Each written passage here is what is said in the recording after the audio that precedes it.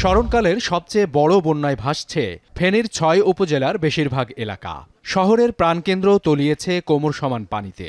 পানিবন্দী হয়ে পড়েছেন অন্তত ৮ লাখ মানুষ। জেলা শহরের সঙ্গে পুরোপুরি সড়ক যোগাযোগ বন্ধ রয়েছে বিদ্যুৎ ও গ্যাসের সরবরাহ। টানা বর্ষণ ও উজান থেকে নেমে আসা পাহাড়ি ঢল এখন অব্যাহত আছে।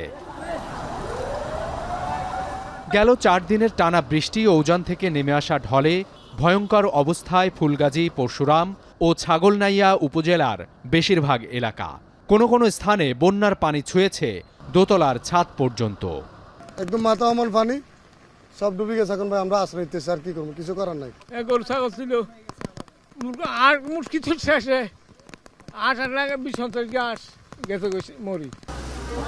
সেনাবাহিনী ও বিজিবি সদস্যরা নৌকা করে দুর্গতদের উদ্ধারের চেষ্টা করছেন, পৌঁছে দিচ্ছেন আশ্রয় কেন্দ্রগুলোতে। থাকার জায়গা পাইতেছি না, খাওয়ার জায়গা পাইতেছি না। মোটামুটি কালকে থেকে অনেক মানুষ উপাস। কমিটি সেন্টার, তারপরে 10তলা বাড়ি, এটা সবগুলো ব্লক হয়ে গেছে। এখন রাস্তাঘাট এখনো পানি কমতেছে না। এই বানভাসী মানুষের জন্য যদি অতি দ্রুত প্রয়োজনীয় ব্যবস্থা গ্রহণ করে, তাইলে আমার মনে হয় এই বানভাসী মানুষরা কিছুটা হলেও উপকৃত হবে। আবহাওয়া অফিস বলছে, বৃহস্পতিবার ভোর ৬টা পর্যন্ত গেল ২৪ ঘন্টায় ১৩০ মিলিমিটার বৃষ্টিপাত রেকর্ড করা হয়েছে। এখনও হালকা ও ভারী বৃষ্টিপাত অব্যাহত আছে। মুহুরী নদীর পানি বিপদসীমার ১৬০ সেন্টিমিটার উপর দিয়ে প্রবাহিত হচ্ছে। এতে বাড়ছে বন্যার ভয়াবহতা। সকালবেলা একটু বৃষ্টি অফ হয়েছে, অফ হওয়ার পরে পানি নিজে নিজে শুধু বাড়তেছে।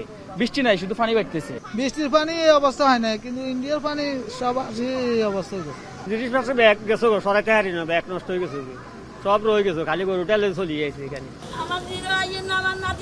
স্থানীয়রা বলছেন, ১৯৮৮ এবং ৯৮ সালের পর ভয়াবহ বন্যা পরিস্থিতির মুখোমুখি ফেনীবাসী।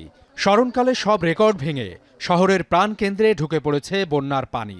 এ অবস্থায় দুর্গতদের খাবারের ব্যবস্থা করেছে জেলা প্রশাসন। এখন ফেনী।